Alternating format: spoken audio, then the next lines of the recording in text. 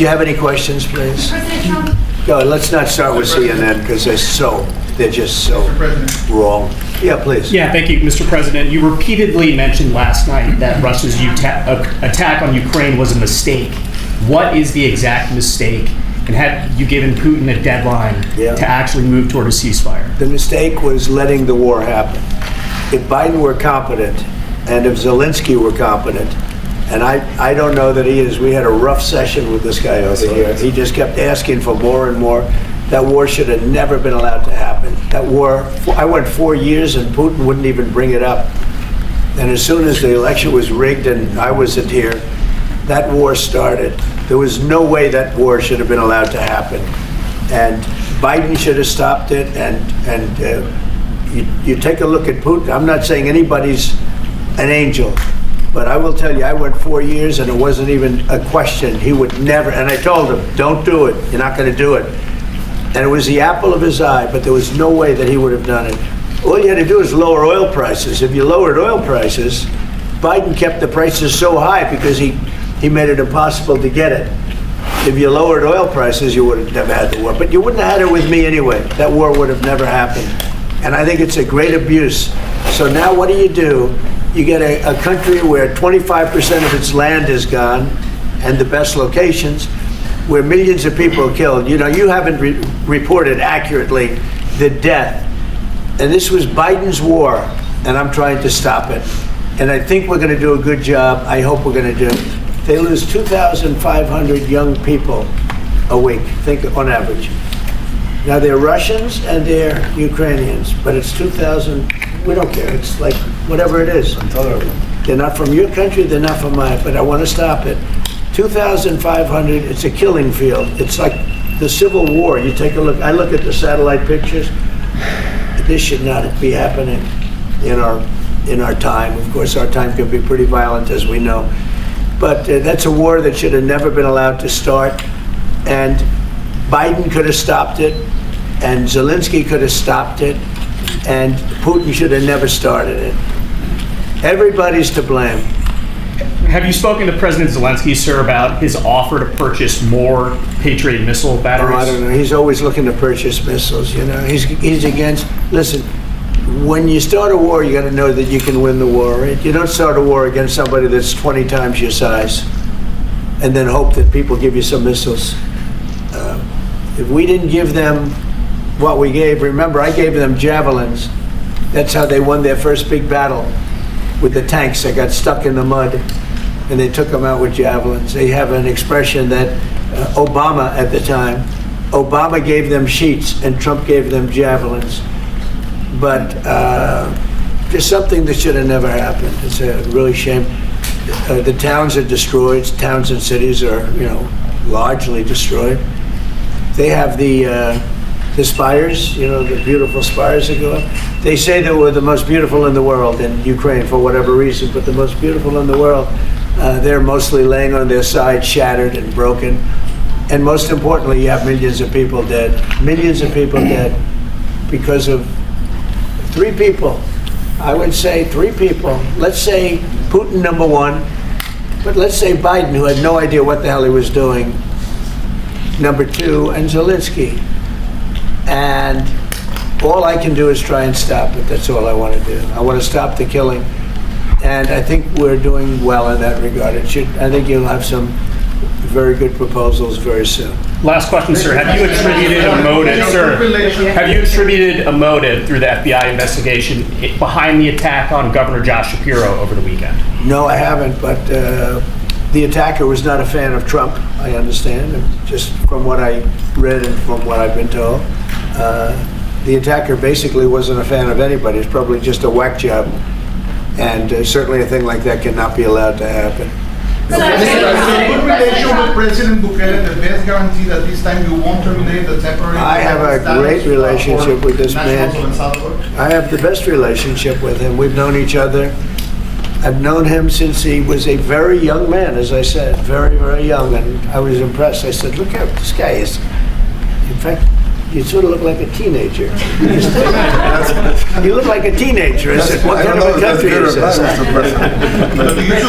He He grew up well in the last 5 years. Do do you support the extension for nationals of El Salvador under I support him. Do you plan to ask Go ahead, let's hear the question from this very low-rated anchor at Do you CNN. plan to ask President Low-rated. Bukele to help return the man who your administration says was mistakenly Which one is that? deported? The man who was mistakenly deported to El Salvador? Well, let me ask Pam, would you answer that question? Sure, President. First and foremost, he was illegally in our country. He had been illegally in our country. And in 2019, two courts, an immigration court and an appellate immigration court, ruled that he was a member of MS-13 and he was illegally in our country. Right now, it was additional paperwork had needed to be done. That's up to El Salvador if they want to return him. That's not up to us. The Supreme Court ruled, President, that if, as El Salvador wants to return him, this is international matters, foreign affairs, if they wanted to return him, we would facilitate it, meaning provide a plane.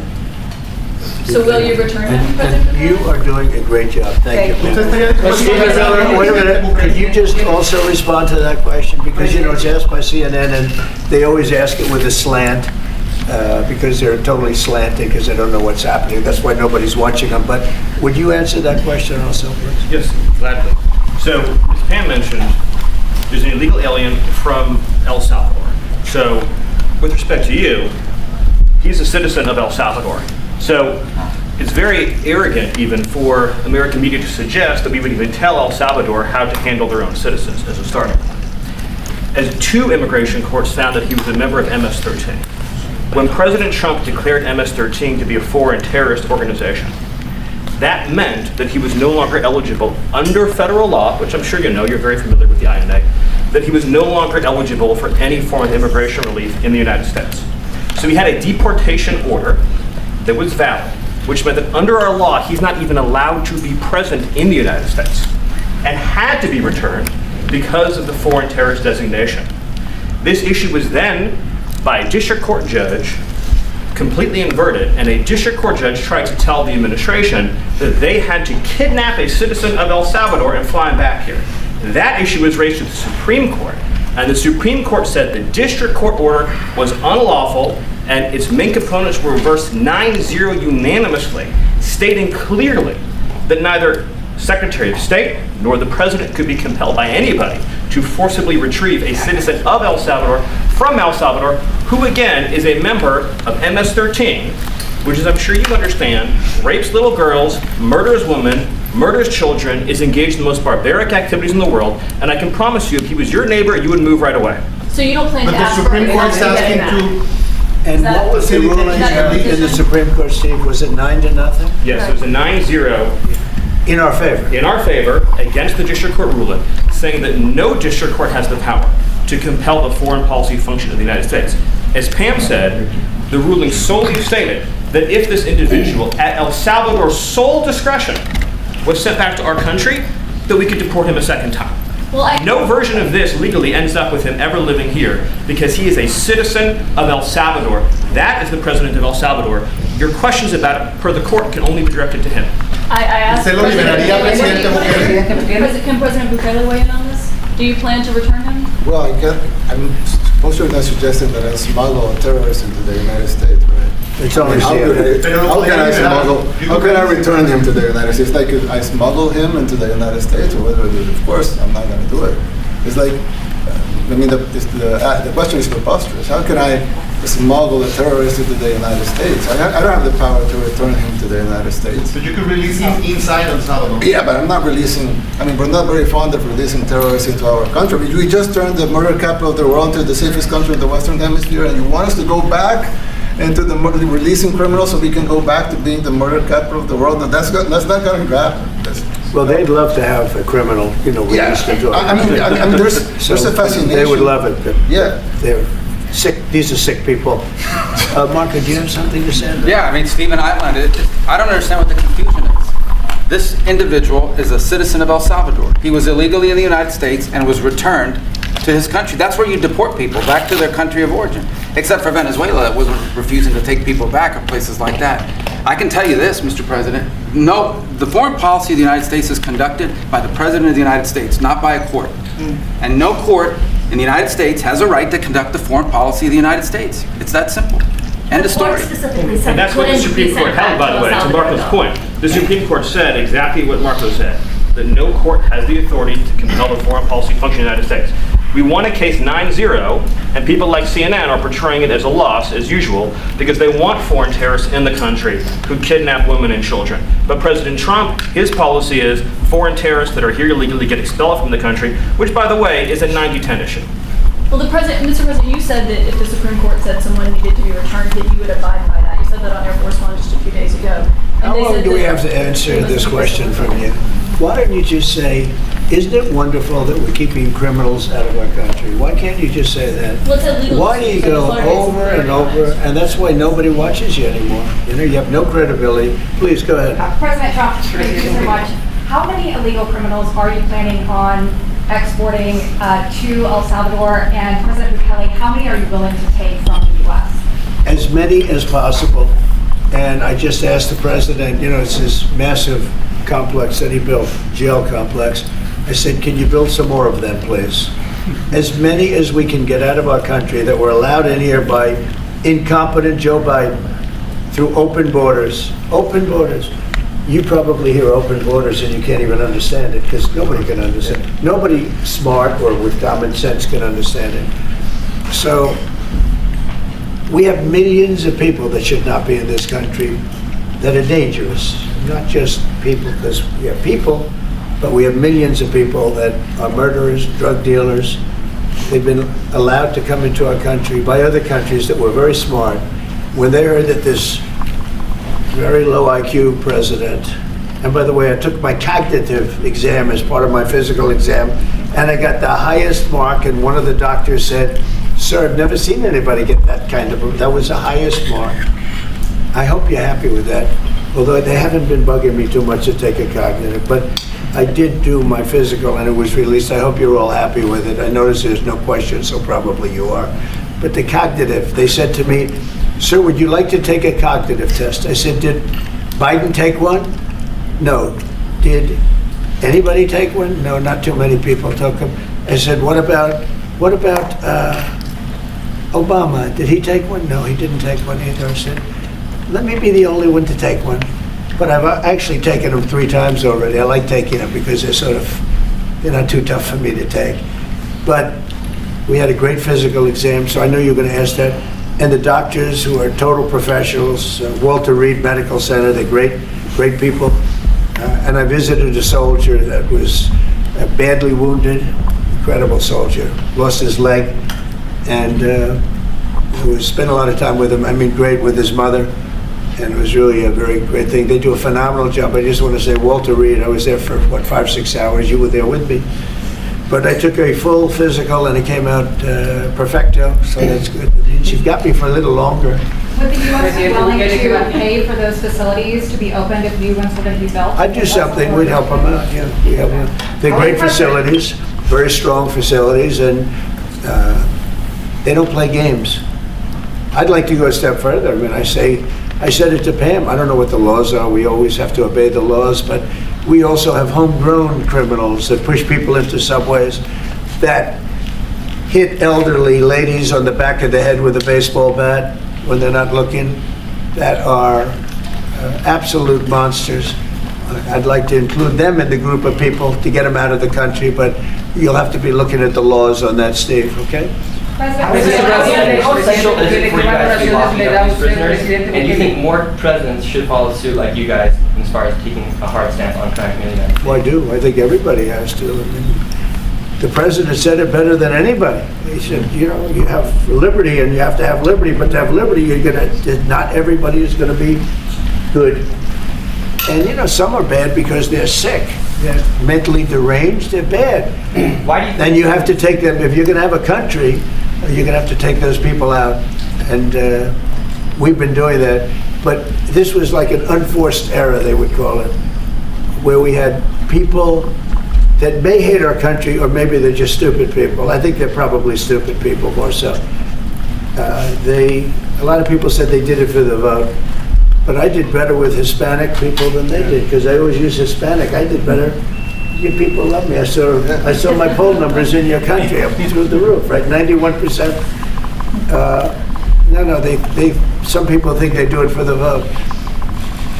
But they don't have to do it for the vote. They cheat, they're professional cheaters. That's about the only thing they do well.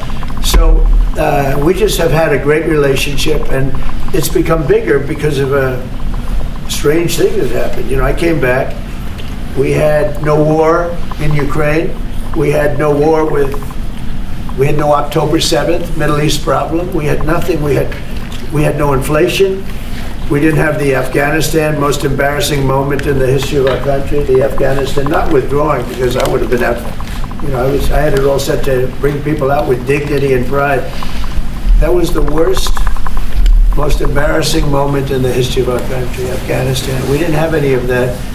You wouldn't have had the war with Russia, Ukraine. You wouldn't have had the Middle East problem because Iran was broke. They had no money because we had secondary sanctions on and lots of other sanctions. And now every single thing, got a problem with Iran, but I'll solve that problem. That's almost an easy one. We got to solve a war that should have never started, Ukraine and Russia, and we'll get that solved. And we have to solve problems, and we already solved inflation. If you look at the numbers are incredible, actually. The stock market's up, and we're not letting other countries take advantage of this country like they have for the last 40 years. So thank you very much. You have a question, please? Yes, I do, Mr. President. Thank you so much. You scored another major investment win this morning when Nvidia pledged to build its AI supercomputer, the first time ever, right here in the United States. Thank you. That's a question I like. That's true. What is your reaction to this announcement, sir, and how will this positively benefit Americans across the entire country? Well, it's one of the biggest announcements you'll ever hear, because Nvidia, as you know, controls that almost the entire sector, which is one of the most important sectors in the world, between chips and semiconductors and everything else. And they're the biggest. And the other biggest we already have coming in is spending $300 billion, as you know. They announced 2 weeks ago. But Nvidia is so highly respected. And this was an announcement that a lot of people, I knew it was going to happen, but not to the extent that it happened. It's big. And the reason they did it is because of the election on November 5th and because of a thing called tariffs. As I say, the most beautiful word in the dictionary. After love, God, relationship. The press actually hit me and said, tariff is the most beautiful word in the dictionary. What about family, love, God? So I got hit even on that. You understand? I said, okay. So now I say it's my fifth most favorite word, because they get you on anything. But that Nvidia, it's one of the great companies of the world, modern, super modern companies, controls segments that nobody, sort of controls the world in a sense, and they're coming in here in the biggest way with hundreds of billions of dollars. Not like millions of dollars, hundreds of billions of dollars, and I'm honored by it. And I want to thank Jensen and all of the people that we deal with. They're great people, they're brilliant people. And without tariffs, they wouldn't be doing it. Thank you very much.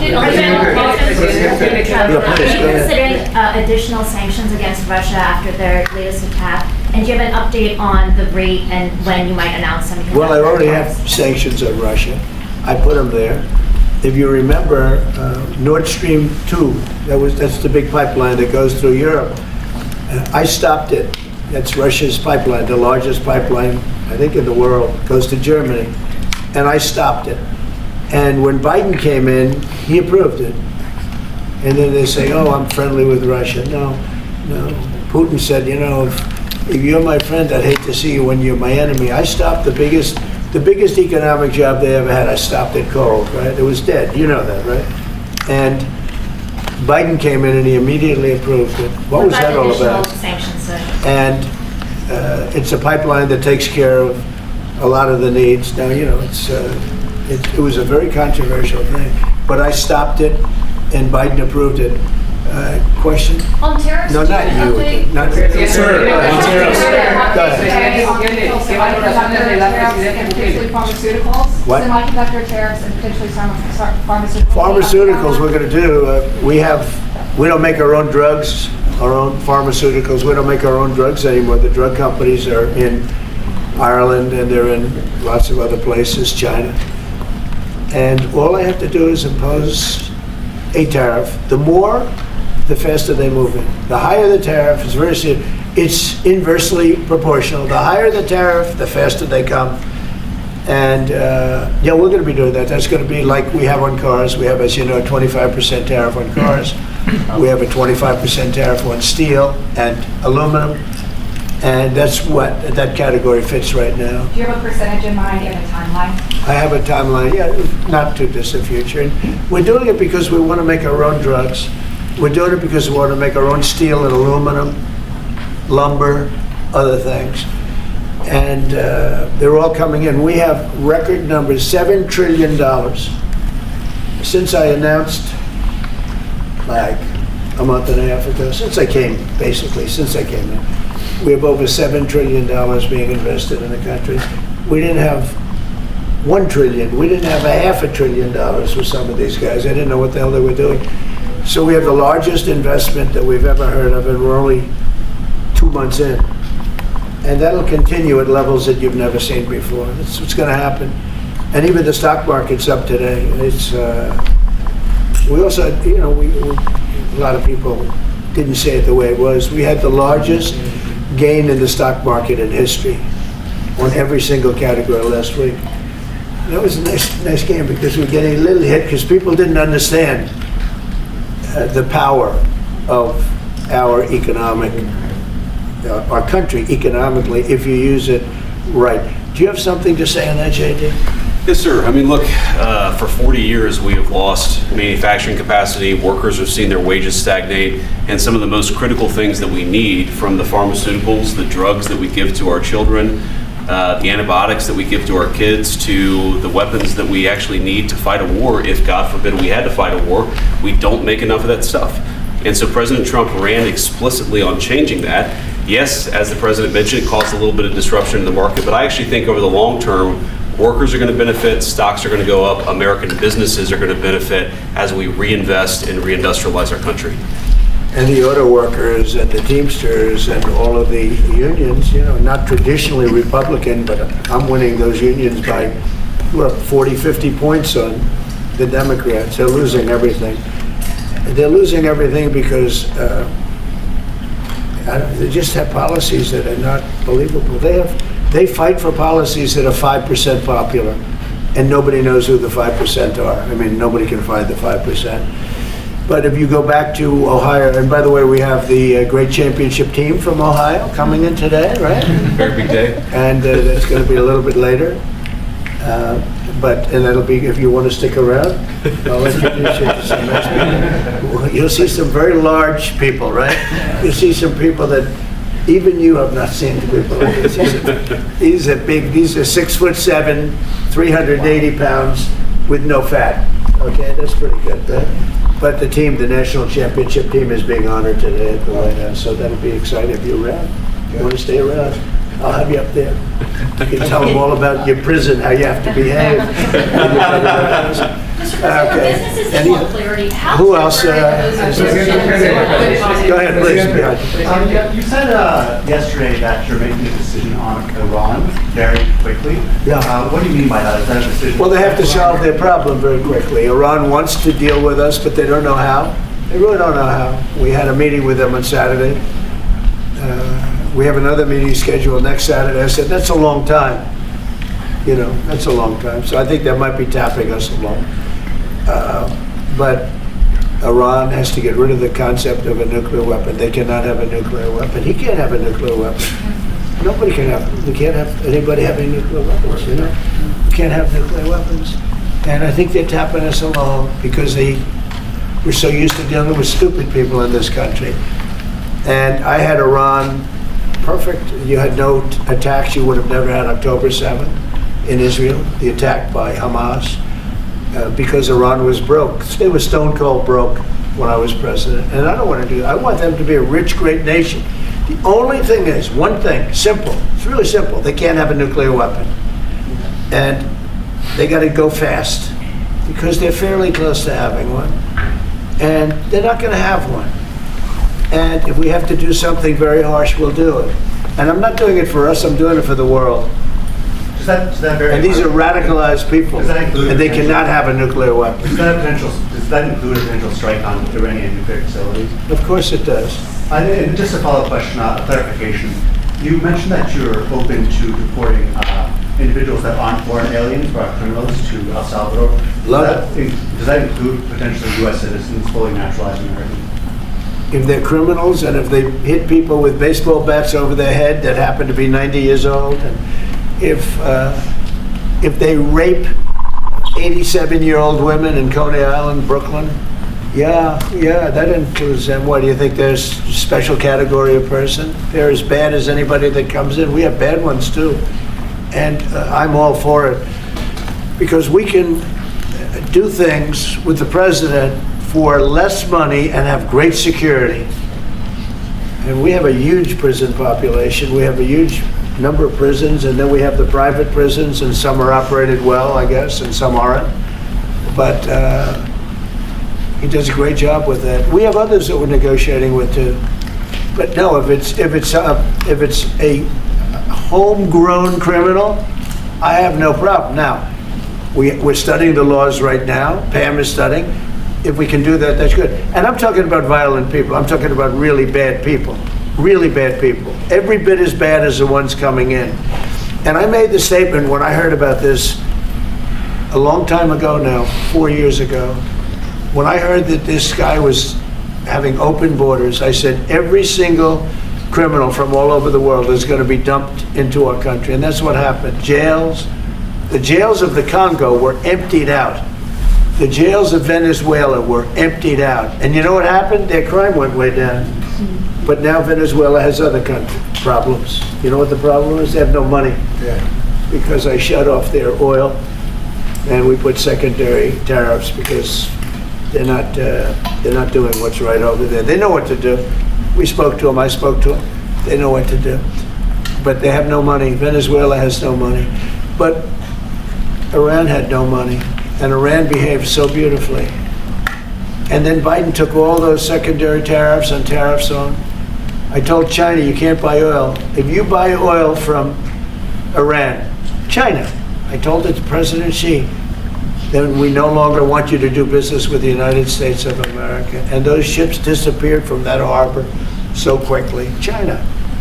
Get along great with China. Are the talks with Iran productive? Do you want to continue that? The talks with Iran, do you believe those are productive? Do you want to continue that? I think Iran could be a great country as long as it doesn't have nuclear weapons. If they have nuclear weapons, they'll never get a chance to be a great country. They will never get a chance. It won't even come close. Sir, on tariffs. Yeah, thank you. Yesterday you mentioned short-lived product exemptions. Which specific products are you considering, and how long is short-lived? Weeks, months? I'm looking at something to help some of the car companies where they're switching to parts that were made in Canada, Mexico, and other places, and they need a little bit of time because they're going to make them here, but they need a little bit of time. So I'm talking about things like that. What about any Apple products, other cell phones? Look, I'm a very flexible person. I don't change my mind, but I'm flexible. And you have to be. You just can't have a wall and you'll only go. No, sometimes you have to go around it, under it, or above it. There'll be maybe things coming up. I speak to Tim Cook. I helped Tim Cook recently, and that whole business. You know, I don't want to hurt anybody, but the end result is we're going to get to the position of greatness for our country. We're the greatest economic power in the world if we're smart. If we're not smart, we're going to hurt our country very badly. We lost with China over the Biden years trillions of dollars on trade. Trillions of dollars. And he let them fleece us. And we can't do that anymore. And you know what? I don't blame China at all. I don't blame President Xi. I like him. He likes me. I mean, you know, who knows? Who the hell cares? Do you have any updates on talks with China? What? Do you have any updates with talks with China? No, let me just tell you this. I don't blame China. I don't blame Vietnam. I see they're meeting today. Is that wonderful? That's a lovely meeting. They're meeting like trying to figure out how do we screw the United States of America. Don't forget the European Union was formed to do just that. The European Union was formed to hurt the United States and on trade. And they get us on NATO because they don't pay their bills. But now since I got involved, they have been paying their bills. I took in over $600 billion for NATO. Nobody took in anything. I mean, they were all delinquent. They had 8 nations out of 28 paid their bills. The rest of them were way delinquent. And I said, if you don't pay your bills, we're not going to protect you anymore. And the money poured in over 600. The Secretary General last week made that statement. He said, I've never seen anything like it. We couldn't get anybody to pay because the United States was footing the bill for NATO. Well, we got hurt there, and we got hurt on trade, likewise, European Union. And they've got to come to the table. And they're trying to. They're trying to. But the European Union has taken terrible advantage. They don't take our food products. They don't take our cars. We have millions of their cars, BMW, Volkswagen, Mercedes-Benz, many others. They come in by the millions. They don't take, there are no Chevrolets in Munich, I can tell you that. I said to Angela Merkel when she was there, as she was letting millions of people infiltrate Germany, which was not so good from, we would call them illegal immigrants, but she made them legal. But I said to her, and I got along with her very well, I said, how many Chevrolets do we have in Munich or Frankfurt? Why, none, Donald, none. I said, you're right. And yet we take in millions and millions of cars. No, those days are over. How long do you Okay, think the exemption- thank you very much, everybody. Thank you guys.